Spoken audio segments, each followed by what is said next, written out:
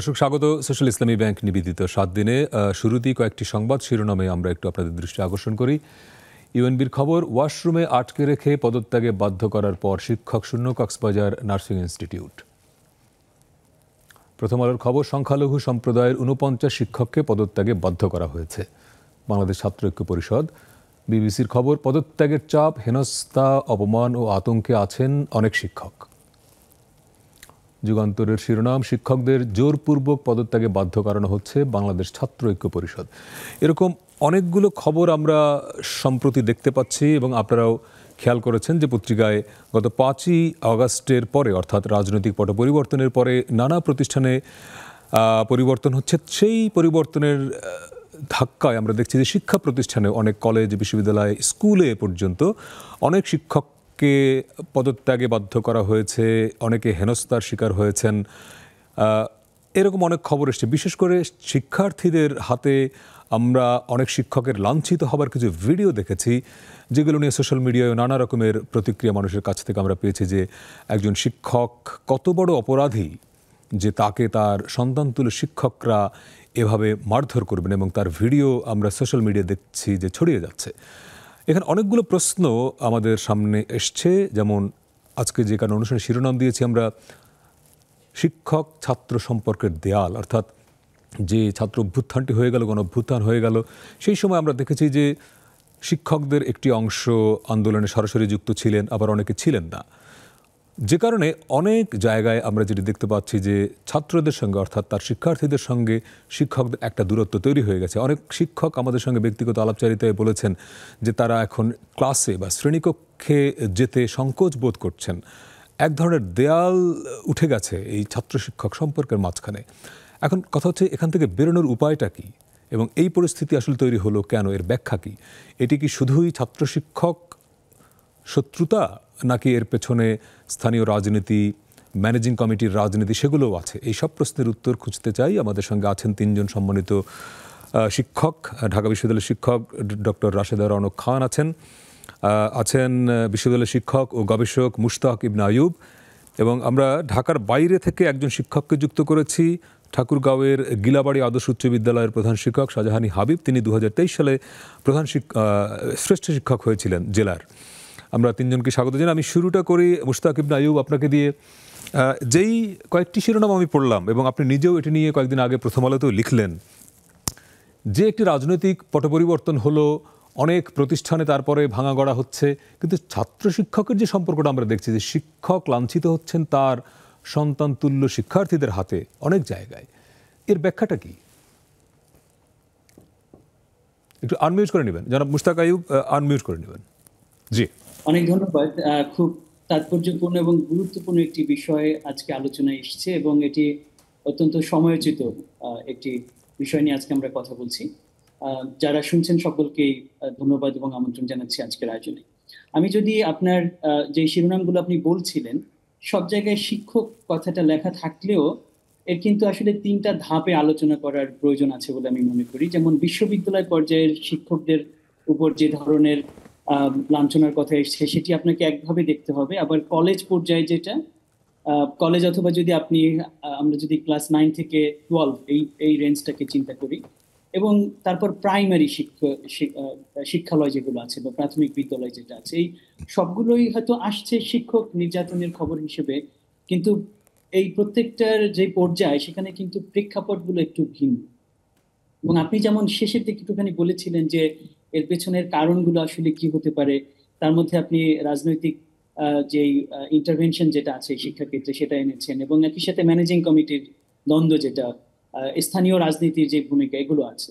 কিন্তু সবকিছু ছাপিয়ে যে বিষয়টা এখানে সবচেয়ে বেশি আলোচিত হয়, সেটি কিন্তু আমাদের যে বিরাট একটি পট পরিবর্তন হলো, রাজনৈতিক পট পরিবর্তন হলো, এবং যেখানে মূলত শিক্ষার্থীরা সবচেয়ে বড় ভূমিকা রেখেছে, সেই শিক্ষার্থীদের প্রতি শিক্ষকদের আচরণটি আসলে কেমন ছিল। আপনি বলেছেন যে অনেক শিক্ষক আলাপচারিতায় বলেছে যে তিনি ক্লাসে যেতে এখন কিছুটা ভয় পাচ্ছেন, অথবা তার ভিতরে কিছু দ্বিধা তৈরি হয়েছে, তিনি কিভাবে দাঁড়াবেন। আমার ভেতর কিন্তু ব্যক্তিগতভাবে কোনো দ্বিধা তৈরি হয় নাই। আমি জানি না যে এখানে যারা আছেন তাদের ভিতরে কোনো দ্বিধা তৈরি হচ্ছে কিনা। এটা কিন্তু ব্যক্তি বিশেষে পার্থক্য হচ্ছে। তার মানে হলো যে একজন শিক্ষক একজন মানুষ হিসেবে এই যে একটি বিরাট ঘটনা ঘটলো যেখানে শিক্ষার্থীরা প্রাথমিকভাবে ভিকটিম ছিল, নির্যাতিত হয়েছে, সেখানে একজন মানুষ হিসেবে তিনি কিভাবে রেসপন্ড করেছেন এবং তিনি কোন পক্ষে ছিলেন, ন্যায়ের পক্ষে কতখানি অবস্থান নিতে পেরেছেন, অবস্থান নিতে না পারলেও তিনি কি চুপ ছিলেন নাকি তিনি আসলে অন্যায়কারীর পক্ষে অবস্থান নিয়েছেন, এই সবকিছুর উপর ভিত্তি করে কিন্তু এক একটা এই পুরো বিষয়টাকে বিবেচনা করতে হবে। সুতরাং যখন ঢালাওভাবে শিক্ষার্থীদের হাতে শিক্ষক নির্যাতিত হচ্ছেন এই কথাটি বলা হয়, তখন কিন্তু আমাদের ওই প্রেক্ষাপটটা হয়তো যথাযথভাবে মূল্যায়ন করা হয় না বলে আমি মনে করি। তো আমি আরো তার মানে আলোচনায় আসবো। আমি ডিটেইলে যাওয়ার আগে জনাব মুশতাক আইয়ুব, আপনার কথা যতটুকু বুঝতে পারলাম, যারা তাহলে নিগ্রহের শিকার হয়েছেন, পদত্যাগে বাধ্য হয়েছেন, সেই শিক্ষকরা এটার প্রাপ্য ছিলেন, এটি বলবেন আপনি, যে তারা নিজেরা এর জন্য না, দায়ী? না, মোটেই না, আমি সেটা বলছি না যে তারা প্রাপ্য, তারা সকলেই প্রাপ্য, কিন্তু তা আমি বলছি না। কিন্তু তাদের কেউ কেউ আসলে তো এই আন্দোলনের সময়টায় শিক্ষার্থীদের বিরুদ্ধে দাঁড়িয়েছিলেন, কেউ না কেউ দাঁড়িয়েছিলেন। আমি যারা নির্যাতিত হয়েছে তারাই দাঁড়িয়েছেন কিনা আমি বলছি না, কিন্তু শিক্ষকদের ভেতরে কেউ কেউ, এটা শুধু শিক্ষক না, আপনি সকল পেশাজীবী মানুষের ভেতর এটা পাবেন। আপনি ডাক্তারদের ভিতরে পাচ্ছেন, আপনি পুলিশের ভিতরে পেয়েছেন, আপনি অন্যান্য অন্যান্য পেশাজীবী মানুষের ভিতরে পেয়েছেন, সুতরাং শিক্ষকদের ভেতরেও পাবেন। শিক্ষক হিসেবে তিনি আলাদা একটি মর্যাদার দাবি করবেন, আমি হয়তো আলাদা একটি মর্যাদা দাবি করব, কিন্তু একই সাথে আমরা যে একটি বিরাট পট পরিবর্তনের মধ্য দিয়ে গিয়েছি, সেটার যেই রেশ, সেটাকে আসলে কিন্তু অস্বীকার করার উপায় নেই। ওটাকে স্বীকার করে তারপরে আমাদের এটা বাস্তবতা যেটা এবং সমাধান যেটা, সেটাকে কিন্তু খুঁজতে হবে। এবং এটা সত্যি যে শিক্ষক এবং শিক্ষার্থীর যেই সম্পর্ক, শ্রদ্ধা এবং আহ, স্নেহের যে সম্পর্ক, সেখানে তো বিরাট একটা ফাটল তৈরি হয়েছে। এবং এটাকে খুব সহজে আসলে যেই ফাটলটাকে জোড়া লাগানো যাবে, সেটিও কিন্তু ভাবলে আমরা একটু বলবো যে এই সময়টার সাথে অবিচার করা হবে। এখানে কিন্তু আরো ডিপ, গভীর ভাবনার প্রয়োজন আছে, এবং কিভাবে আমরা এটাকে উত্তরণ করতে পারি সময়টা থেকে, সেটা নিয়ে সামনে আলোচনা হবে। আর অন্য যারা আছেন, অতিথিরা আছেন, তারা বলবেন। কিন্তু এখানে কিন্তু একটা, আমি বিভিন্ন জায়গায় এটা বলেছি যে এটার কিন্তু একটা সাংস্কৃতিক দিক আছে। আপনি যেমন চাইনিজ যে কালচারাল রেভলিউশন যেটাকে বলা হচ্ছে, সে 1960s-70s এর মাঝামাঝি হয়েছিল, ওই সময়টাও কিন্তু প্রচুর শিক্ষক নির্যাতিত হয়েছিল, ছাত্রদের দ্বারাই নির্যাতিত হয়েছে, ক্লাসরুম থেকে টেনে তাদেরকে নিয়ে আহ, আহ, ডোবায় ফেলে দিয়েছে। তো এই যে ঘটনাগুলো, এটা কিন্তু একটা বিরাট আহ, রাজনৈতিক এবং সামাজিক প্রেক্ষাপট থাকে। আমরা কিন্তু ছোট কোনো ঘটনার মধ্য দিয়ে যাইনি, আমরা কিন্তু খুব বড় একটা ঘটনার মধ্য দিয়ে গিয়েছি। সেটার কিছু না কিছু প্রভাব সব ক্ষেত্রে পড়েছে, সেটা শিক্ষায়তনে পড়েছে। এখান থেকে বের হওয়ার জন্য আমাদের যে শক্ত নেতৃত্ব, শক্ত যেই দিক নির্দেশনা দরকার, সেইখানে আমাদের ঘাটতি আছে। এখানে শুধু ছাত্রদের হাতে শিক্ষক নির্যাতিত হচ্ছেন এই কথাটি বলার মাধ্যমে আমরা আসলে শিক্ষার্থীদেরকে আমাদের শিক্ষকদের একটা প্রতিপক্ষ বানিয়ে ফেলেছি, কিন্তু বিষয়টা কিন্তু ওখানে না। শিক্ষার্থীরা শিক্ষকদের প্রতিপক্ষ নয়। এটি এই সময়ের প্রেক্ষিতে আমাদেরকে সামগ্রিকভাবে বিবেচনা করতে হবে। আমি সেই প্রসঙ্গে জি, আপনার কাছে আরও আসবো ডিটেল। আমি ডক্টর রাশেদা রওনক খান, জনাব মুশতাক আইয়ুব যেই জায়গাটিতে শেষ করলেন, সেখান থেকে আপনাকে প্রশ্নটা করতে চাই যে শিক্ষক এবং শিক্ষার্থীর মধ্যে একটা দেয়াল তৈরি হয়েছে, সেটি নিশ্চয়ই আমরা সবাই স্বীকার করে নিচ্ছি, কিন্তু এটিকে তিনি বিচ্ছিন্ন ঘটনা হিসেবে দেখতে রাজি নন। তিনি বলছেন যে রাজনৈতিক পট পরিবর্তন হলো সেই রাজনৈতিক ধারাবাহিকতার অংশ, অর্থাৎ শিক্ষকরা যারা নিগ্রহ শিকার হয়েছেন, পদত্যাগে বাধ্য হয়েছেন, তাদের মধ্যে অনেকে শিক্ষার্থীদের বিরুদ্ধে ছিলেন। আপনি কি মনে করেন ব্যাপারটা এটা এরকমই, অর্থাৎ শিক্ষকরা শিক্ষার্থীদের পক্ষে দাঁড়াতে পারেননি বলেই আজকে তাদের কেউ কেউ এরকম দুর্ভাগ্যজনক পরিণতি বরণ করছেন, নাকি অন্য কিছু? আমি একটু ভিন্নভাবে দেখতে চাই বিষয়টি। প্রথমত আমি বলি যে শিক্ষকদের আসলে সমাজ কি এক্সপেক্ট করে, বা শিক্ষার্থীরা আমাদের কাছে কি এক্সপেক্ট করে। আমাদের কাছে জ্ঞান এক্সপেক্ট করে ফার্স্ট অফ অল, সেটা প্রাথমিকই হোক, মাধ্যমিকই হোক, আর বিশ্ববিদ্যালয় পর্যায়ে। রাইট, আমাদের কাজই হচ্ছে জ্ঞান বিতরণ করা, বিশেষ করে প্রাথমিক এবং মাধ্যমিকে। বিশ্ববিদ্যালয় পর্যায়ে ঠিক বিতরণ না, বিশ্ববিদ্যালয় পর্যায়ে শেয়ারিং এর বিষয় চলে। অর্থাৎ আমি বিশ্বাস করতে হবে যে আমার শিক্ষার্থীও আমার চেয়ে অনেক বিষয়ে হয়তো ভালো জানতে পারে, অতএব শেয়ারিং করতে হবে। নলেজ কেবল প্রডিউস না, কিছুটা শেয়ারিং এর জায়গা। এটা একটা বিষয়। আরেকটা হচ্ছে সবচেয়ে বেশি শিক্ষকদের যেটা সবচেয়ে বেশি কি বলবো মূলধন বা একটাই পুঁজি, সেটা হচ্ছে সম্মান। হ্যাঁ, আমাদের কিন্তু বেতন সেরকম না, আমাদের অন্যান্য সুযোগ সুবিধা নাই, আমাদের একজন ডিসি এডিসি কিংবা মানে প্রশাসনের মতো আমাদের কোনো গাড়ি দেওয়া হয় না, আমাদের কিছুই না।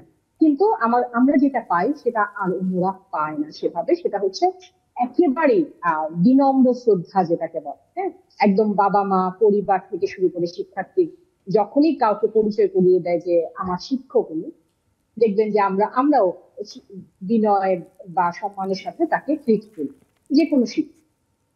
অতএব শিক্ষক সম্মান। তৃতীয়ত হচ্ছে নৈতিকতা। নৈতিকতার জায়গাটা কিরকম? নৈতিকতার জায়গাটা হচ্ছে যেহেতু আমি তার কাছে আইডল, আমার স্টুডেন্টদের কাছে আমি আইডল হিসেবে নিজেকে স্থাপন করবো, ওই জায়গা থেকে নৈতিক ভাবে আমি আসলে কতটুকু ক্লাসে সময় দিচ্ছি, কতটুকু ছাত্রছাত্রীদেরকে সময় দিচ্ছি, কতটুকু তাদের সাথে সম্পর্ক তৈরি করছি। কারণ শিক্ষকতা শুধুমাত্র কিন্তু ক্লাসরুমে কিছুক্ষণ পড়ানো না, শিক্ষকতা যেহেতু প্রথমেই বলেছি এটা নলেজ প্রডিউসিং এর ব্যাপার, নলেজ শেয়ারিং এর ব্যাপার, সেখানে শিক্ষকের সাথে শিক্ষার্থীর সম্পর্কটা হবে বন্ধুত্বপূর্ণ, যেই বন্ধুত্বপূর্ণের কারণে আমি কিছু একটা বুঝালে সে বুঝবে। হ্যাঁ, এটা জাস্ট পড়িয়ে দিলাম, যে আমরা ছোটবেলায় নামটা পড়তাম সেরকম কিছু না, ওই জায়গা থেকে বন্ধুত্বপূর্ণ সম্পর্ক। ফলে এই নৈতিকতার জায়গাটা থেকে বন্ধুত্বপূর্ণ সম্পর্ক হতে হবে। এখন শেষটা দিয়ে শুরু করি, অন্যগুলো দেখার দায়িত্ব যার যা শিক্ষকের, যেহেতু আমাদের আলোচনা শেষটাকে ঘিরে নৈতিকতার জায়গা বা ইথিক্সের জায়গা থেকে আমরা আসলে কতটুকু ছাত্র বান্ধব শিক্ষার্থী বান্ধব হব, কতটুকু প্রতিহিংসা পরায়ণ হব, কতটুকু নাম্বারের যে ব্যাপারগুলো থাকে, কিংবা আমি যদি ছোটদের কথা বলি, মাধ্যমিক এবং উচ্চ মাধ্যমিক পর্যায়ে বা প্রাথমিক পর্যায়ে ক্লাসরুমে শিক্ষার্থীদের সাথে কি ধরনের ব্যবহার করব, জাজমেন্টাল হব, ভালো ছাত্র খারাপ ছাত্র বলে সবসময় তুলনা করব, শিক্ষার্থীকে হীনমন্যতা বোধ জাগ্রত করব। হ্যাঁ, এরকম অনেকগুলো বিষয় থাকে। একটা শিক্ষকের কিন্তু অনেক ভূমিকা। আমি জানি না, অনেকে বলেন যে শিক্ষক মানে হচ্ছে ক্লাসরুমে যতক্ষণ থাকছে ততক্ষণই সে শিক্ষক, কিন্তু এটা হতে পারে আমরা 3 প্রজন্ম ধরে শিক্ষক, আমার নানুও শিক্ষক ছিলেন, মা শিক্ষক ছিলেন, আমি শিক্ষকতা করি বা আমার বোন শিক্ষকতা করে, এই জন্য কিনা আমার কাছে মনে হয় শিক্ষকতা আসলে সারা জীবনের জন্য ওই ছাত্রটার বা ওই শিক্ষার্থীটার ওই ছাত্রীটার আমি সারা জীবনের জন্য শিক্ষক। সে যদি বয়স্ক হয়ে যায় তবু তো সে আমাকে ম্যামই ডাকবে। ওই সম্পর্কটার একটা অনেক বড় ভার আছে। হ্যাঁ, এই ভারটা আমরা সবাই নিতে জানি বা নিতে পারি, নানান কারণে পারি না। একটা হতে পারে দলীয়করণের কারণে, আমি দলীয় রাজনীতিতে এতটাই বুঝ যে আমি আসলে ভাগ করে ফেলি, আমার দলের ছাত্ররা একরকম হবে, আমার দল যারা করে না তারা আরেকরকম, এরকম হতে পারে। আমার আরো অনেক কারণ থাকতে, যে বললাম ভালো ছাত্র খারাপ ছাত্র, এটা সেটা আমরা অনেক কিছু নির্ধারণ করি, আমরা তো আমাদের সমাজটা তো জাজমেন্টাল অনেক বেশি, তো ওই জায়গা থেকে করি। অথবা কে শহরে থাকে, কে মফস্বল থেকে আসছে, যেটা শিক্ষার্থীরাও তাদের নিজেদের মধ্যে করে, যেটা ক্লাসের ভিত্তিতে হয়ে থাকে, যেটা রিলিজিয়নের ভিত্তিতে হয়ে থাকে, জেন্ডারের ভিত্তিতে হয়ে থাকে। হ্যাঁ, আমাদের তো অনেকগুলো বিষয়ে আমরা শিক্ষার্থীদেরকে আলাদা করে ফেলি। সেই জায়গাগুলোর ঊর্ধ্বে যে শিক্ষক, আমি ওনার সাথে একমত, আমার ভাইয়ের সাথে, যে শিক্ষক এই সকল ক্রাইটেরিয়া গুলোর ঊর্ধ্বে গিয়ে একজন মানুষ হিসেবে একজন শিক্ষার্থীকে ট্রিট করে, একজন একেবারেই নিরপেক্ষ ভাবে একজন শিক্ষার্থীকে ট্রিট করতে পারে, সেই শিক্ষকের খুব বেশি সমস্যা হওয়ার কোনো কারণ নেই, বরং উপরন্তু অনেক বেশি শ্রদ্ধার বিষয়। এখন সমস্যাগুলো মূলত হচ্ছে মাধ্যমিক উচ্চ মাধ্যমিক পর্যায়ে, এমনকি প্রাথমিক পর্যায়ে হচ্ছে, আমরা দেখতে পাচ্ছি। মানে হচ্ছে হয়তোবা একেবারে প্রাথমিক পর্যায়ে অপদস্থ করছে না, কিন্তু আমি যতটুকু শুনেছি প্রাথমিক পর্যায়ে গার্ডিয়ানরা গিয়ে অনেক সময় প্রধান শিক্ষককে বা বিভিন্ন ভাবে হেনস্থা করছে, যে আপনারা এরকম এরকম সেরকম, মানে অর্থাৎ শিক্ষকদের যে দ্বিতীয়টা বলেছিলাম সম্মান, এই জায়গাটায় ঘাটতি তৈরি আছে। আর একদম হাত পা চেপে ধরে বাধ্য করছে, সেটা তো আছে। তো এই পুরো প্রক্রিয়াটার মধ্যে আসলে অনেকগুলো বিষয় আছে, যে কতটুকু আসলে আমার শিক্ষককে তো আমি দেখতে আগ্রহী না তিনি কারো কাছে সাবমিসিভ হবেন, যে বলেছি নৈতিকতার জায়গাটা, তিনি হবেন স্ট্রং পার্সোনালিটি, তিনি থাকবেন নীতি নৈতিকতার সাথে, তিনি থাকবেন কোনো কিছুর প্রতি সাবমিসিভ হবেন না, তিনি অসম্ভব রকমের একটা ব্যক্তিত্ব সম্পন্ন শিক্ষক হবেন। এই জায়গাগুলো যখন না থাকবে তখন আসলে খুব স্বাভাবিকভাবেই ছাত্রছাত্রীরা অনেক বেশি কি বলা যায় মনক্ষুণ্ণ হয়। এখন এই মনক্ষুণ্ণটাকে হঠাৎ করে এই ঘটনায় হয়ে গেছে রাইট রাইট, এইটা খুব গুরুত্বপূর্ণ পয়েন্ট ডক্টর রাশেদা রানা খান। লম্বা সময় ধরে রাইট, আমি এইটা খুব গুরুত্বপূর্ণ পয়েন্ট। এই জায়গা থেকে আসবো, একটা ছোট্ট বিরতি নিয়ে আসবো, যে হঠাৎ করেই শিক্ষার্থীদের একটা অংশ তার শ্রেণী শিক্ষক কিংবা তার প্রধান শিক্ষকের রুমে গিয়ে তাকে অপদস্থ করছে, এটা হবার কথা না। নিশ্চয়ই একটা বড় প্রেক্ষাপট আছে। আপনি খুবই গুরুত্বপূর্ণ জায়গাটা রেজ করলেন, এটি নিয়ে কথা বলবো। একটা ছোট্ট বিরতি আসছে। আমাদের সঙ্গে শাহজাহানি হাবিব আছেন। স্যার, আপনার কাছে আসবো, একটা বিরতি নিয়ে আসছি। দর্শক, ফিরছি একটা ছোট্ট বিরতি নিয়ে, সঙ্গে থাকবেন।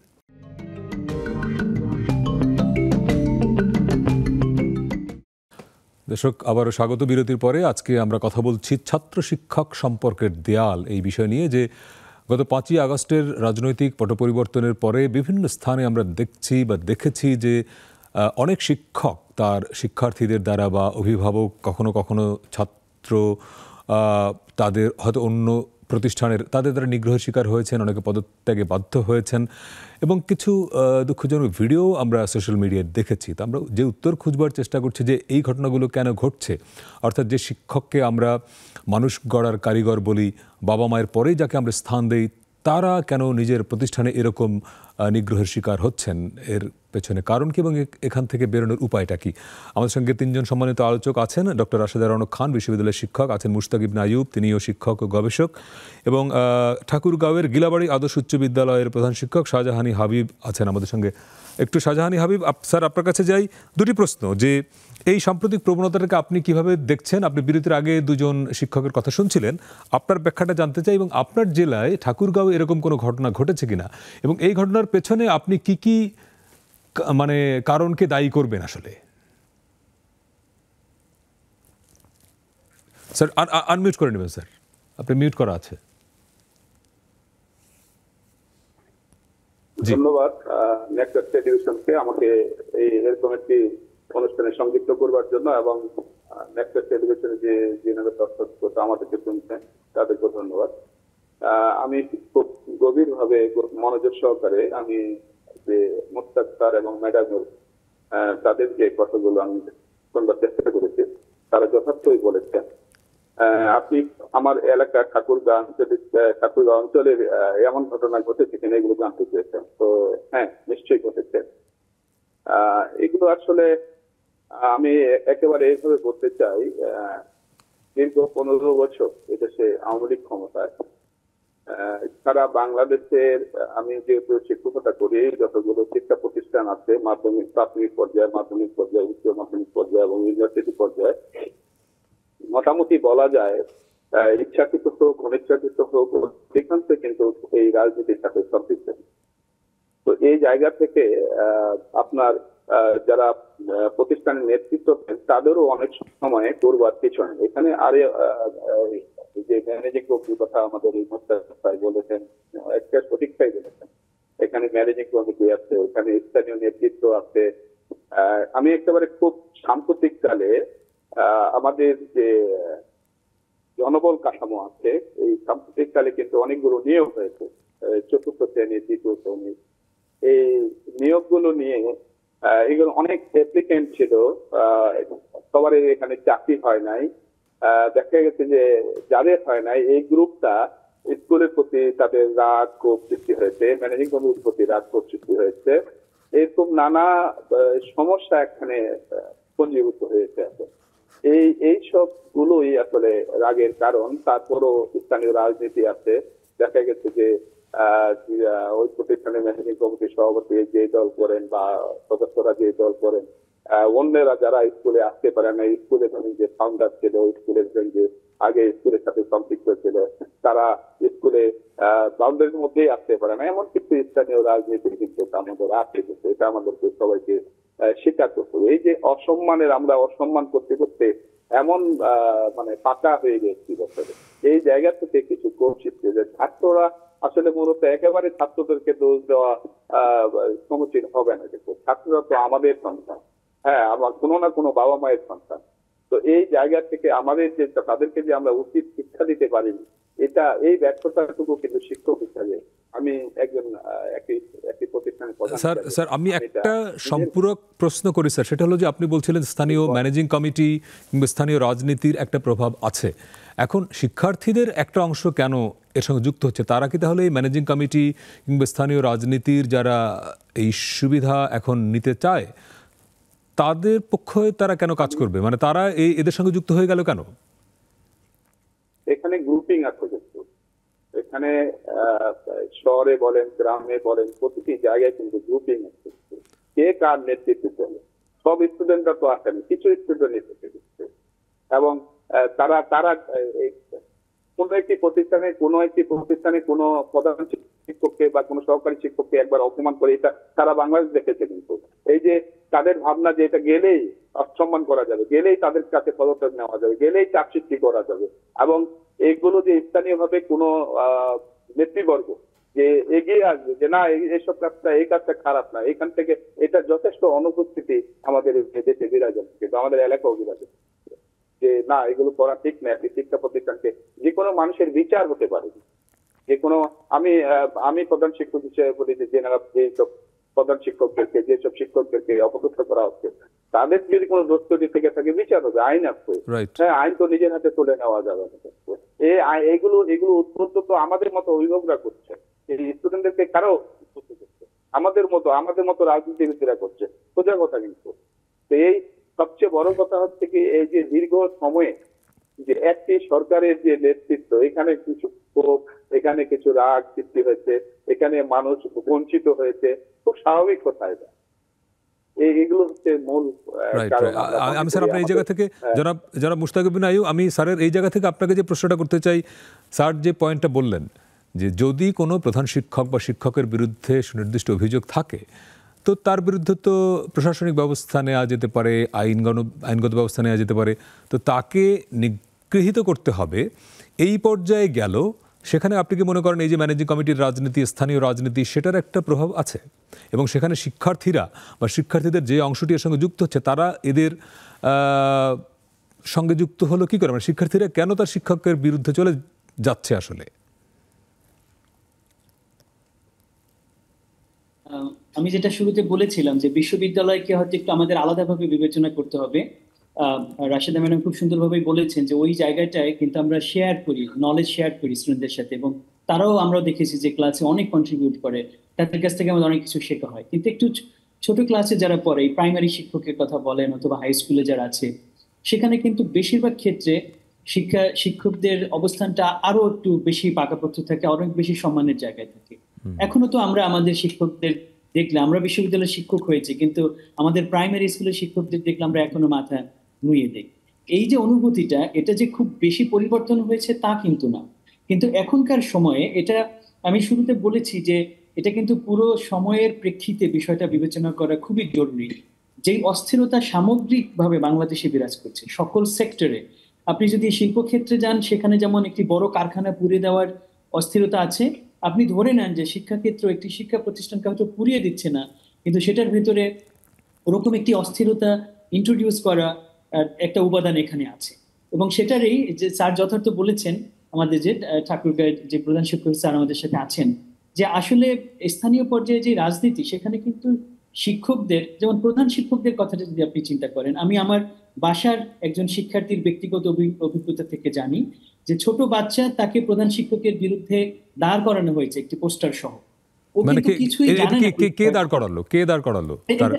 জি, সেটা আমি বলছি। এটা কিন্তু স্যার যে বলছিলেন যে একই প্রতিষ্ঠানে কিন্তু বিবদমান শিক্ষকদের ভিতরে বিবাদ আছে। কিছু কিছু শিক্ষক আছে যে ভাগ হয়ে আছেন, অনেক বছর ধরে তারা একে অপরকে হেনস্থা করার চেষ্টা করছিলেন, এতদিন পারেন নাই। এখন তারা, এই যে একটু পাওয়ার ভ্যাকুয়াম তৈরি হয়েছে, আইন শৃঙ্খলা পরিস্থিতির একটু শূন্যতা আছে, অথবা রাষ্ট্রীয়ভাবে কিছু নিয়ন্ত্রণহীনতা আছে, সেরকম সুযোগে তারা এখন মাথাচাড়া দিয়ে উঠে ওই ব্যক্তিগত দ্বন্দ্বটাকে ছাত্রদের মাধ্যমে, শিক্ষার্থীদের মাধ্যমে সামনে নিয়ে এসছেন। অনেক ক্ষেত্রে, বিশেষ করে ছোট ক্লাসগুলোতে, প্রাইমারি বলি অথবা এই যে হাই স্কুল বলি, এই পর্যায়ে অনেক জায়গায় বেশিরভাগ ক্ষেত্রে শিক্ষার্থীরা কিন্তু ব্যবহৃত হয়েছে। তাদেরকে স্থানীয় রাজনীতিক বলেন অথবা শিক্ষকদের কোনো না কোনো গ্রুপ আর একটা গ্রুপের বিরুদ্ধে তাদেরকে লেলিয়ে দিয়েছে। এই ঘটনা আপনি অনেক পাবেন। আমরা কিন্তু এ কারণে আমি বলেছি যে শুধু শিরোনাম দেখে আমরা যদি ভেবে নেই যে শিক্ষার্থীরা শিক্ষকদের প্রতিপক্ষ হয়ে গেছে, এটা ভীষণ একটা অবিচার হবে শিক্ষার্থীদের উপর। এখানে বরং আমরা বড়রা নানানভাবে এই যে শিক্ষার্থীদেরকে ব্যবহার করছি আমাদের স্বার্থে। আমি এই কথাটা বলে আমার এই উত্তরটা শেষ করব। সেটা হচ্ছে যে আমি ঢাকা বিশ্ববিদ্যালয়ের শিক্ষক হিসেবে আমার এই বিশ্ববিদ্যালয়টির জন্য মায়া হয় এই কারণে যে এই বিশ্ববিদ্যালয়ের শিক্ষার্থীদের, বিশেষ করে আমি শিক্ষকদের কথা বলবো না, শিক্ষকরা বিভিন্ন সময়ে তাদের সুবিধা অনুযায়ী বিশেষ করে যে রাজনৈতিক দল ক্ষমতায় ছিল তাদের থেকে সুবিধা নিয়েছে শিক্ষকরা, এবং কখনো কখনো ওই রাজনৈতিক দলের সাথে যেই ছাত্র সংগঠনটি যুক্ত থাকে তারা, কিন্তু একটি বিরাট শিক্ষার্থী গোষ্ঠী যাদেরকে আমরা অনেক সময় সাধারণ শিক্ষার্থী বলি অথবা অরাজনৈতিক শিক্ষার্থী বলি, তারা এই ক্ষমতাবানদের বিরুদ্ধে সব সময় তাদের যে আন্দোলন, তাদের যে সংগ্রাম সেটা জারি রেখেছে। এবং একই সাথে শুধু এই বিশ্ববিদ্যালয়টির শিক্ষার্থীদের, শুধু দেশের যারা ক্ষমতাবান তাদের বিরুদ্ধে না, পুরো বাংলাদেশের সার্বভৌমত্ব নিয়ে সারাক্ষণ ভাবতে হচ্ছে। এখন একটি বিপ্লবের পরবর্তী সময়েও এই বিশ্ববিদ্যালয়ের শিক্ষকদের প্রতিনিয়ত তটস্থ থাকতে হচ্ছে যে তারা যে বিপ্লবটা করলো সেটি স্থায়ী হবে কিনা। এই যে কন্টিনিউয়াস একটা প্রেশারের ভিতরে আপনি শিক্ষার্থীদের রেখেছেন, তারপর আপনি কিভাবে আশা করেন যে তার কাছ থেকে আপনি একটি স্বাভাবিক শিক্ষার্থী সুলভ আচরণ পাবেন? তিনি কিভাবে আমার মতো একজন শিক্ষকের প্রতি শ্রদ্ধার চোখে তাকাবেন? ওর তো সময়ই নাই এই বিষয়ে এখন আবার। আমাদের দেশে যতক্ষণ পর্যন্ত আমরা ওরকম একটি স্থায়ী পরিবেশ না নিশ্চিত করতে পারবো, একটি স্বাভাবিক পরিবেশ যতক্ষণ পর্যন্ত না আসবে, ততক্ষণ পর্যন্ত এই উপাদানগুলো পুরোপুরি কিন্তু যাবে না। এবং এই বিষয়টা আমি মনে করিয়ে দেই, যে বিষয়টি নিশ্চিত করার দায়িত্ব কিন্তু আমরা যারা কিছুটা বড় পর্যায়ে আছি, এবং সেটা যে যত বড় তার দায়িত্ব তত বড়। এবং আমরা শিক্ষকদের, ছোট বড় মাঝারি যত শিক্ষক আছি, প্রত্যেকের এখানে দায় সবচেয়ে বেশি। আমাদের কে কতখানি অবমানিত হয়েছে সেটা ধরে আমরা যদি এখন কুণ্ঠিত থাকি, আমরা যদি শিক্ষার্থীদেরকে দূরে সরিয়ে দেই, তাহলে এই ফারাকটা, যেটা আপনি শুরুতে বলেছেন, যে ফারাকটা আরো বড় হবে। আমাদেরকে আসলে ওদেরকে আরো কাছে টেনে নিতে হবে।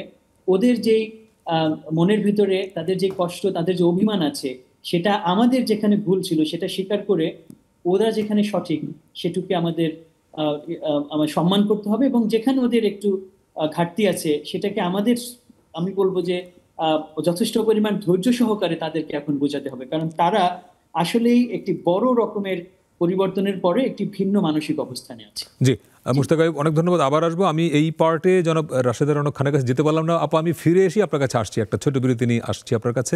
দর্শক, একটু পরেই ফিরছি, সঙ্গে থাকবেন।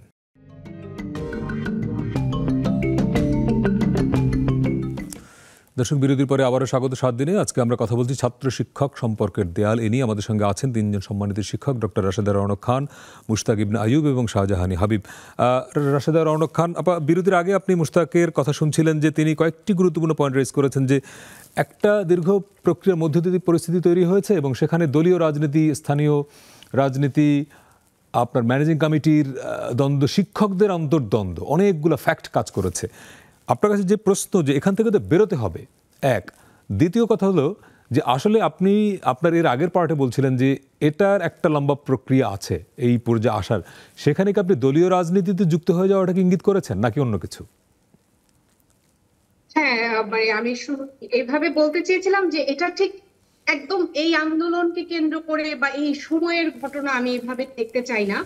এটা একটা লম্বা সময়, দীর্ঘ সময় ধরে এই কাজটা চলছে। যেমন আপনি যদি সোশ্যাল মিডিয়াতে দেখেন, অনেক ছবি ঘুরছে কিন্তু 2008-9 সনের, হ্যাঁ, অর্থাৎ বিএনপি সরকারের বা সেই সময়ের বিএনপি সরকারের শিক্ষকরাই ছিল, কেউ কেউ কিন্তু অপদস্থ হয়েছে দলীয় ছাত্রলীগের ছেলেপেলের দ্বারা।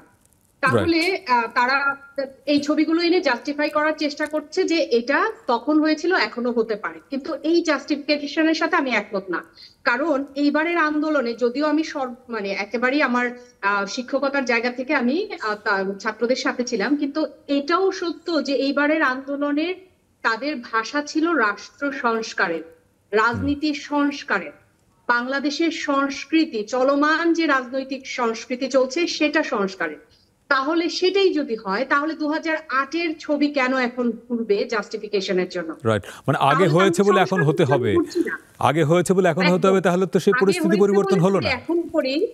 হ্যাঁ, এবং বাংলাদেশের ইতিহাসে যে ঘটনা এত বড় আকারে, এত অল্প সময়ে, এত বড় লম্বা সময়ের একটি সরকারকে ফেলে দিতে পারে, তার মানে হচ্ছে মানুষ ইমপ্রেসড বা কনভিন্সড হয়েছে এই রাষ্ট্র সংস্কারের ধারণা দ্বারা। তাহলে রাষ্ট্র সংস্কার বা রাজনৈতিক সংস্কারটা কোথায় হচ্ছে?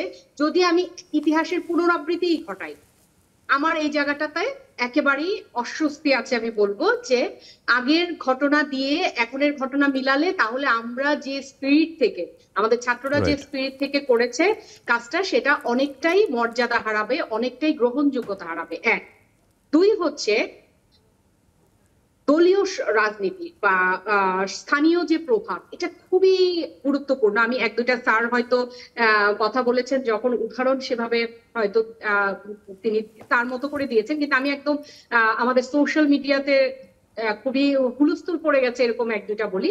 নারায়ণগঞ্জের আপনার মনে আছে সেলিম ওসমান কি করেছিল? শ্যামলকান্তি।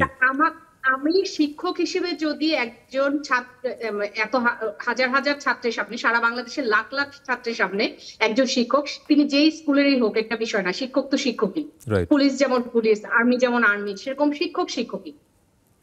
একজন শিক্ষককে আপনি যখন কান ধরে উদ্বস করান, তখন এই বাচ্চাগুলোর মগজে ঢুকেছে না যে আপনি শিক্ষককে যা ইচ্ছে তা করতে পারেন ক্ষমতা বলে। অতএব তারা এখন আন্দোলনের ফলশ্রুতিতে তারা এখন ক্ষমতাবান, অতএব তারা ক্ষমতা দেখাচ্ছে। আপনিই তো শিখিয়ে দিয়েছেন, রাষ্ট্র শিখিয়ে দিয়েছে, রাজনৈতিক ব্যবস্থা আমাদেরকে শিখিয়ে দিয়েছে। তাহলে তখন কি তার কোনো প্রতিবাদ হয়নি? এই কথাটা যারা বলছে একদম ভুল বলছে। আমি প্রতিবাদ হয়েছে শ্যামলকান্তির ইস্যুতে, শ্যামলকান্তি ইস্যুতে সারা দেশে প্রতিবাদ হয়েছে, সারা দেশ। এবং আমার মনে আছে অনেক মানুষ আমরা প্রোফাইল পিকচার পরিবর্তন করেছি কান ধরা। হ্যাঁ অবশ্যই, হ্যাঁ। ফলে এটা প্রতিবাদ হয়নি তা না, কিন্তু প্রতিবাদ হলেই যে বিচার হয়েছে তা না, বিচার হয়নি বলে আজকে সেই বিষয়টা এসেছে। তাহলে এই বিষয়গুলো খুব গুরুত্বপূর্ণ যে দলীয়। আমি আরেকটা উদাহরণ দিই, কুমিল্লা ভিক্টোরিয়া কলেজে সম্ভবত বঙ্গবন্ধু শোক দিবস ছিল বা কোনো একটা দিবসে এরকমই কোভিড পরবর্তী সময়কালে আলোচনা সভা চলছিল, যেখানে কুমিল্লার যে এমপি ছিলেন তিনি ছিলেন আকম বাহারউদ্দিন বাহার। ওখানে কুমিল্লা ভিক্টোরিয়া কলেজ, যেটি একটি বড় এবং মানে অনেক বিখ্যাত একটি কলেজ, সেই কলেজের অধ্যাপক ওই বিষয়ে কথা বলছিলেন। তিনি তাকে সকলের সামনে থামিয়ে দিলেন এবং অপদস্থ করলেন এবং সম্ভবত তাকে বদলিও করলেন।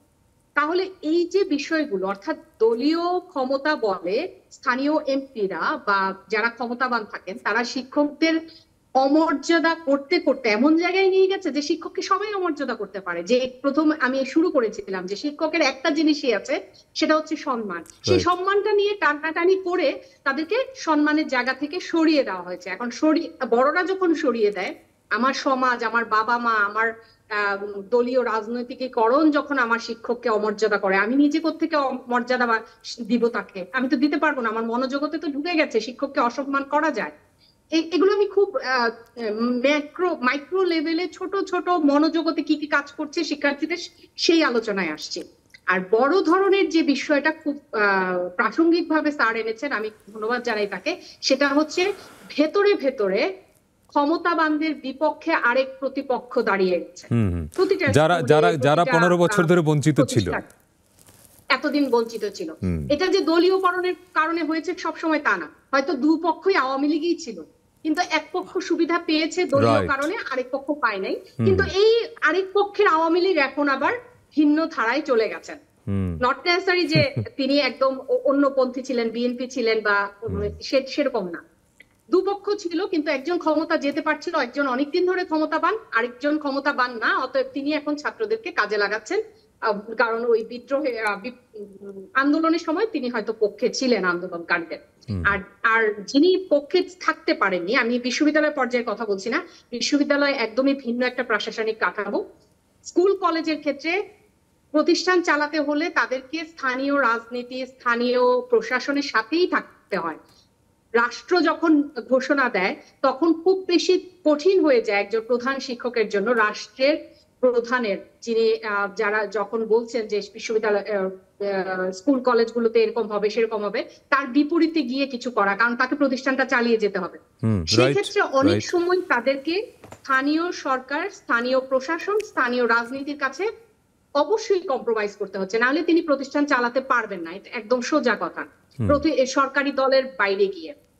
এখন কথা হচ্ছে কতটুকু করেছে। যেমন আমরা সোশ্যাল মিডিয়াতে দেখছি, কিছু আপনিও দেখেছেন, আমার ধারণা স্যাররাও দেখেছে, সেটা হচ্ছে যে ফুল নিয়ে স্থানীয় এমপি, সম্ভবত সেটা কোথায় ছিল, কয়েকটা জায়গাতেই এই নির্বাচন, যে নির্বাচন আসলে কোনো সেভাবে কোনো ভোটাভুটির নির্বাচনই হয়নি, সেই নির্বাচনে জয়ী এমপিকে স্কুলে সংবর্ধনা দেওয়া হচ্ছে, সেখানে ছাত্রীরা দল বেঁধে ফুল দিচ্ছেন এবং ফুল দেওয়ার সময় নমস্কার টাইপের বা যেটা বলা হয়, অর্থাৎ নত হচ্ছেন, সাবমিসিভ, আবারও আসছি, সাবমিশন শেখাচ্ছে ক্ষমতার কাছে, দলীয়করণের কাছে, এমপির কাছে। হ্যাঁ, এই যে সাবমিশন শেখাচ্ছে বাচ্চাদেরকে, এটা তো শুধুমাত্র ওই স্কুলের বাচ্চারা শেখে নাই, দেখে নাই, সবাই দেখেছে। তাদের ভেতরে ক্ষোভ তৈরি হয়েছে যে কেন আমাকে এইভাবে ফুল দেওয়ার সময় বা ফুল দিতে গিয়ে এইভাবে মাথা নত করে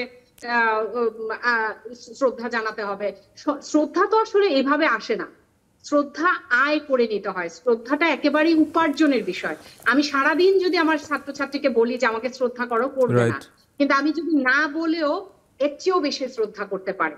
শ্রদ্ধা বা যে কোনো কিছুই দেখানোর বিষয় না। যেমন অনেকেই বলে, আমি নিশ্চিত যে বিশ্ববিদ্যালয় পর্যায়ে শিক্ষকরা প্রোফাইল পিকচার বা সামাজিক যোগাযোগ মাধ্যমে কতটুকু কি বলা যায় ভোকাল ছিল বা নিজেদেরকে প্রেজেন্ট করেছে, তার উপরে ছাত্রছাত্রীরা অনেক সময় বিচার করছে, যে ঘোর বিরোধী।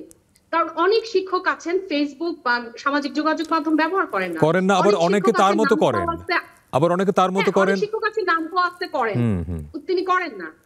অনেক শিক্ষক আছেন তিনি কোনো কিছু শেয়ার বা কোনো কিছু করেন না, এমনিতেই থাকেন, দেখেন সমাজের সাথে আছেন। এখন সেটা দিয়ে যদি আমি তাকে জাজ করি যে আপনি আন্দোলনে সক্রিয় ছিলেন কিংবা ছিলেন না, যে আমাকে ভ্যালিডেশন দিতে হবে কেন যে আমি পক্ষে আছি কি না আছি। একজন শিক্ষকের কাজ হচ্ছে ছাত্রকে বাঁচানো। আমি অনেক শিক্ষকের কথা জানি যে পার্সোনাল লেভেলে তারা অনেক সাহায্য করেছে এই বাচ্চাদেরকে, কিন্তু হয়তো তার দলীয় পরিচিতির কারণে, তার কোনো একটা কারণে বা তিনি এখন ভিকটিম হচ্ছেন, সামনে আসছে, সেজন্য তিনি আসেন।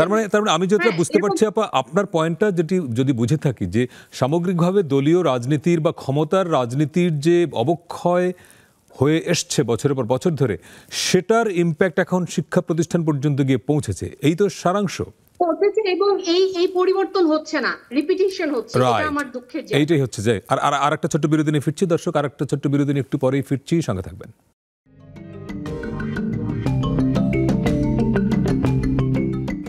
দর্শক, বিরতির পরে আবারও স্বাগত 7 দিনে। আজকে আমরা কথা বলছি ছাত্র শিক্ষক সম্পর্কের দেয়াল নিয়ে। আমাদের সঙ্গে ঢাকা এবং ঢাকার বাইরে থেকে 3 জন সম্মানিত শিক্ষক আছেন, ডক্টর রাশেদা রওনক খান, মুশতাক ইবনে আইয়ুব এবং শাহজাহানি হাবিব আমাদের সঙ্গে আছেন। আমি একটু শাহজাহানি হাবিব আপনার কাছে যাই। স্যার, এই পার্টে আমরা খুব বেশি সময় পাবো না হয়তো, আপনি সংক্ষেপে যদি বলেন। বিরতির আগে রাশেদা রওনক খান যে জায়গাটাতে ফোকাস করলেন যে সামগ্রিকভাবে জাতীয় রাজনীতির যে অবক্ষয়, সেটার পরিণতি হচ্ছে আজকের শিক্ষকরা ভিকটিম হচ্ছেন। তার মানে এখন যে বিভিন্ন জায়গায় ঘটনাগুলো আমরা দেখলাম বা দেখেছি, শিক্ষকরা নিগ্রহের শিকার হয়েছেন, আপনি নিজেও আপনার জেলার ঘটনা বললেন, এখান থেকে বেরোনোর রাস্তা কি তাহলে? শিক্ষকদের একদম দলীয় রাজনীতি থেকে বেরিয়ে আসা না অন্য কিছু? স্যার আনমিউট করে নেন, স্যার একটু আনমিউট করে নেবেন, স্যার স্যার আনমিউট করে নেন। রাশেদা ম্যাডামকে উনি যথার্থই বলেছেন। আমি এইভাবে বলতে চাই, আমরা যারা বিভিন্ন পর্যায়ে চাকরি করি, বিভিন্ন প্রতিষ্ঠানের নেতৃত্ব করি, আমাদেরকে কিন্তু ব্যবহার করেন রাষ্ট্র, আমাদেরকে ব্যবহার করেন কোন একটি পলিটিক্যাল পার্টি। আজকে শুধু স্কুল নয়, শিক্ষা প্রতিষ্ঠান নয়, কলেজ নয়, বিশ্ববিদ্যালয় নয়, আপনি ইউনো অফিস বলেন, ডিসি অফিস বলেন, এসপি অফিস বলেন, থানা বলেন, সচিবালয় বলেন, কোনখানে রাজনীতি পলিটিক্যাল পার্টিগুলো এই দপ্তরগুলোকে ব্যবহার করেন। এই দীর্ঘ ব্যবহারের কারণে কিন্তু মানুষ বঞ্চিত হয়েছে, দিনের দিনে মানুষের ক্ষোভ বেড়েছে। এটা একেবারে গ্রাম থেকে শহর, শহর থেকে বিভাগ থেকে একেবারে কি বলবো রাজনীতি। স্যার আমি একটু আপনাকে একটু প্রশ্ন করি স্যার, আপনি বললেন ব্যবহার করে রাজনীতিবিদরা বা রাজনীতি আপনাদেরকে ব্যবহার করে, আপনারা সেই সুযোগটা দেন কেন বা দিয়েছেন কেন? আচ্ছা, এখন বলি আপনাকে, আপনার যদি পাওয়ার থাকে, ঠিক আছে, আমার ক্ষতি করার পাওয়ার থেকে, আমার ঠেকানোর যদি পাওয়ার না থাকে, আমার জায়গা থেকে, আমার অবস্থান থেকে আমার কি করণীয়, এটা আপনার কাছে আমার মানে এটিকে তাহলে আপনারা ক্ষমতার কাছে নিজেদেরকে সারেন্ডার করে দিলেন, মানে সমর্পণ করে দিলেন? এক সময় না, এক সময় তো ছিল না। এক সময় তো আমরাও তো লেখাপড়া করেছি, স্যাররা কোন রাজনীতি করতো আমরা জানতামই না। আমরা প্রাথমিক পর্যায়ে শেষ করে এসেছি, আমরা স্কুল পর্যায়ে শেষ করে এসেছি, আমরা কলেজ পর্যায়ে শেষ করে এসেছি, আমরা ইউনিভার্সিটি পর্যায়ে কখনো তো আমরা জানতাম না যে কোন স্যার কোন রাজনীতি করে। আজকে কিন্তু পরিষ্কার। কিন্তু তো সর্বশেষ আপনি যে কথাটা বলেছেন যে এটা পরিত্রাণের উপায় কি, আমি আপনাকে গতকালের একটি গল্প শোনাই। বাংলাদেশ জাতীয়তাবাদী দল বিএনপির মহাসচিব জনাব মির্জা ফখরুল ইসলাম আলমগীর মহোদয়, উনি বাংলাদেশের একজন বিখ্যাত মানুষ। ওনার ছোট ভাই ঠাকুরগাঁও জেলার বিএনপি অর্থাৎ বাংলাদেশ জাতীয়তাবাদী দল ঠাকুরগাঁও জেলার সম্মানিত সাধারণ সম্পাদক এবং সাবেক মেয়র। ওনার কাছে মনে হয়েছে ঠাকুরগাঁও জেলায় কিছু শিক্ষা প্রতিষ্ঠান, এই যে শিক্ষা প্রতিষ্ঠানের প্রধান শিক্ষক যে অপদস্থ, ওনার কাছে মনে হয়েছে যে আমার নিজ উদ্যোগে এই প্রতিষ্ঠান প্রধানদেরকে এবং সংশ্লিষ্ট যারা আছেন তাদের সাথে মত বিনিময় করা উচিত। গতকাল ঠাকুরগাঁয়ে একটা মত বিনিময় সভা অনুষ্ঠিত হয়েছে এবং সেটা অনুষ্ঠিত হওয়ার সাথে সাথে ওনার সুন্দর এবং সাবলীল এবং কি বলছে একেবারে সত্য দিক নির্দেশনার মাধ্যমে ঠাকুরগাঁও জেলায় এই যে শিক্ষা প্রতিষ্ঠান প্রদান এবং অন্যদেরকে যে অপদক্ষেপ যে বিষয়গুলো একেবারে জিরো হয়ে গেছে।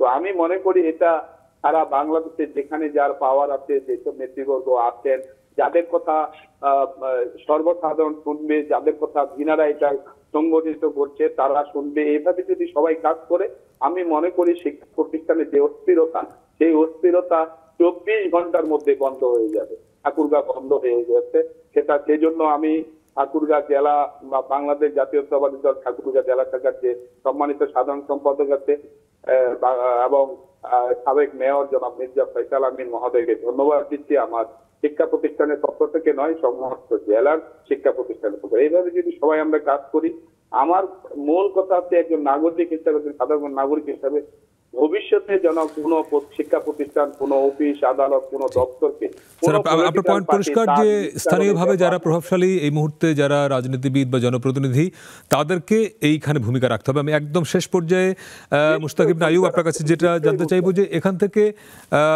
আমরা বুঝতে পারছি একটা দেয়াল তৈরি হয়েছে, এখন সমাধান কি এই যে শিক্ষকদের দলীয় রাজনীতিতে একদম না জড়ানো এবং যে সমস্যাটা হয়েছে এই সমস্যার সমাধান রাজনীতিবিদদের হাতেই? এটি আসলে শাহজাহান স্যার যে কথাটি বলেছেন ওটার সাথেই আসলে মিলিয়ে বলতে হবে। এখানে কিন্তু শিক্ষকদের যে অবমাননার কথা বলা হচ্ছে এটার সমাধান কিন্তু সামাজিক এবং রাজনৈতিক, শুধু রাজনীতির ভিতরে এটা নাই, এটার কিন্তু আমাদের অভিভাবকদের এখানে একটা দায় আছে এবং একই সাথে যেটি বলা হলো যে রাজনৈতিক দলগুলোর এখানে সদিচ্ছার প্রয়োজন আছে এবং বিশেষ করে প্রত্যেককে এই সময় এসে আমার মনে হয় যে ব্যক্তিগত ক্ষুদ্র স্বার্থ, যেটা এতদিন ধরে আমরা চর্চা করে এসেছি, আমরা শিক্ষক হিসেবে বলি, অন্য পেশাজীবী বলি, ডাক্তার বলেন, পুলিশ বলেন, সবাই ক্ষুদ্র স্বার্থের, ব্যক্তি স্বার্থের কাছে আমরা কিন্তু আমাদের জাতীয় স্বার্থ, দেশের স্বার্থ বিকিয়ে দিয়েছি বলেই আজকে আমাদের এই দুরবস্থা হয়েছে। এবং একটু আগে যেটা আপনি বলেছিলেন যে এটা কিন্তু আমাদেরও দায় আছে, রাজনৈতিক দল আমাদেরকে আকৃষ্ট করে, কিন্তু আমি যদি আকৃষ্ট না হই তাহলে আমাকে একেবারে জোর করে মেরে ধরে নিয়ে যাবে, এমন কিন্তু ঘটবে না। তো সেই জায়গায় আমাদের কিন্তু এখন নতুন সময়ের প্রেক্ষিতে নিজেদের ভিতরে একটা নতুন বোধ তৈরি করতে হবে, একটা দায় নিতে হবে যে আমরা এই যে অন্ধকারে ছিলাম সেখান থেকে আমরা বের হতে চাই, আলোতে আসতে চাই এবং সেই আসার জন্য আমরা আমাদের যে ব্যক্তি ক্ষুদ্র স্বার্থ আছে সেটাকে আমরা বাদ দেব। যদি ওটা আমরা নিজেরা ব্যক্তিগতভাবে সিদ্ধান্ত নিতে পারি এবং এটা যদি সামাজিকভাবে প্রকাশিত হয়, বিস্তারিত হয় এবং রাজনৈতিক দলগুলো যদি সেখানে সদিচ্ছা নিয়ে এগিয়ে আসে তাহলে এটার একটা স্থায়ী সমাধান আমরা পাবো। তবে আমার মনে হয় যে একটু সময় সাপেক্ষ, অধৈর্য হলে হবে না, একটু সময় দিয়ে হলে সবার চেষ্টা করলে অনেক ধন্যবাদ মুশতাক ইবনে আইয়ুব, ডক্টর রাশেদা রানা খান এবং শাহজাহানি হাবিব। দর্শক, আমরাও সেটি প্রত্যাশা করি যে শিক্ষককে আমরা যে মর্যাদার আসনে রাখি তার যদি কোনো ভুল ত্রুটি থাকেও আমরা নিশ্চয়ই চাইব না তার শিক্ষার্থীরা তাকে নিগৃহীত করবেন, নির্যাতন করবেন কিংবা তার গলায় জুতার মালা পরাবেন। এই দৃশ্যগুলো আমরা দেখতে চাই না। শিক্ষককে আমরা সবার মাথার উপরে রেখেছিলাম, রাখতেই চাই। ভালো থাকবেন।